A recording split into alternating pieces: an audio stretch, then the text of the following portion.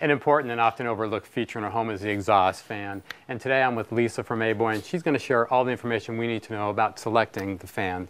So my first question is, why do I need it? Why don't you need it?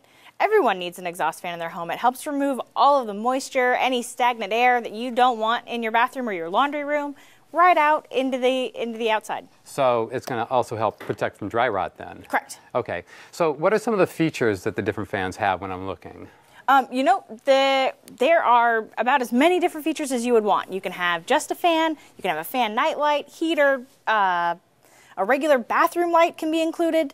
There's a myriad of combinations for the fan. I understand there's timers on them nowadays too. Yeah, many different counties are now requiring the timers are included. You just want to check with your particular code enforcement for your county to find out what needs to be installed. Okay. But timers can be a replacement for a switch as well.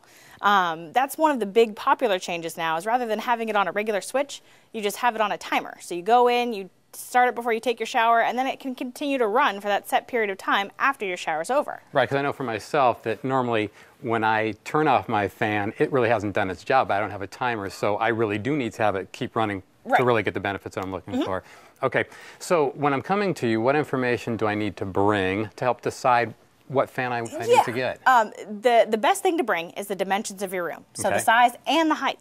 So we need to know every different variation so we can get basically the volume of the space that are in your room. Okay. And that will help measure the CFM, which is your cubic feet per minute. Okay. And that's how much air that the fan will move. Okay. So you don't want to buy too powerful of a fan because that might be a little bit too noisy, but you also don't want to buy too unpowered of a fan for your space. So each fan is actually rated based on a CFM. Yeah, and if you go to any store, they'll most likely have their CFM ratings right there, you know, on the sign or on the box, and they'll be able to tell you what the CFM is for that fan. Okay, so big question.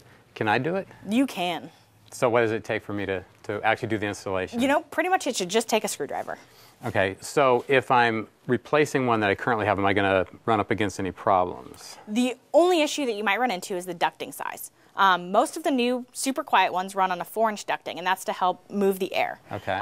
Your standard fan probably has a 3-inch ducting, if it has ducting at all. So you can put a reducer from the 4 to the 3-inch, but you kind of lose a lot of the sound reduction that comes from the 4-inch ducting. So it depends on how involved of an installation you want. Okay, so if I can't actually change my ducting to match, I'm definitely going to have a much quieter system, right? Yeah, oh yeah, it'll still be quieter. Okay, so how about special tools?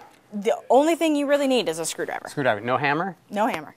You don't want to use nails when you're installing your exhaust fan, because as you put the fan up, the nails kind of settle and they'll come back down and it'll start to rattle a little bit. With screws, they're not going to pull out and you're not going to have any of those problems. Okay, well that's definitely a great tip. So appreciate you clearing the air on exhaust fans. Thanks a lot, Lisa. No problem.